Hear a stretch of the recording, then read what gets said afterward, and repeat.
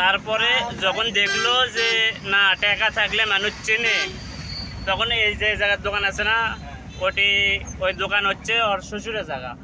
এটি ওই মেয়ে বিয়ে করছে, বিয়ে করে ওটকার ওগুলো ধান্দা সব বাদ দিয়া রাজনীতির থেকে বাইরে আসে, এটি ওই ব্যবসা খুলছে।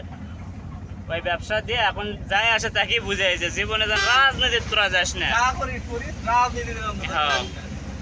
আর রাজনীতি করার দরকার নাই, কিন্তু টাকা কামাই কর। হাসিনা আসে তোর কাছে বসে থাকবি, তখন সরকার আসলে হাসিনা আমাকে করছে হাসিনা আসে তোমার কাছে বসে থাকবি, তোমার থেকে পরামর্শ নিবি।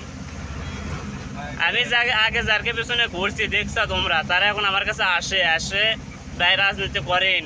আপনি দাঁড়ান, আপনি যত খরচ আমরা করেছি, কিন্তু আমি কই যে না ওগুলার ভিতরে আমি নাই, তোরা থাকে গোটি, আমি আছি তোর সাথে এই পর্যন্ত।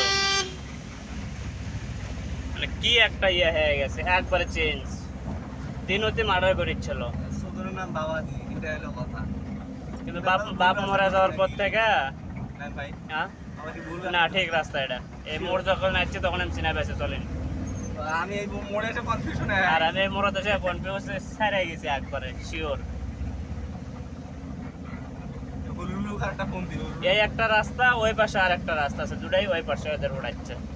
আর ওটা যা গেলে আপনি ঘোরা লাগে, এটাতে ডাইনে বাইপাস বাই নওগা। সোজা কোন জায়গা? সোজা তো আমি যাইনি, কেমন ও পার্কে রাস্তা সোজা গিয়ে উঠছে আপনার ইয়ের দিকে, তাহলে তাই হবে। ওই রাস্তা গেছে আপনার যে তিলকপুরের রাস্তা আছে সোজা।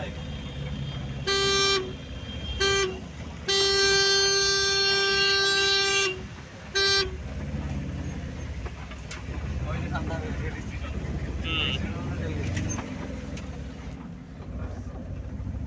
যখন ব্যাটালিয়নের মাল দিব তার আগে মেশিনে একটা ফোন দিই।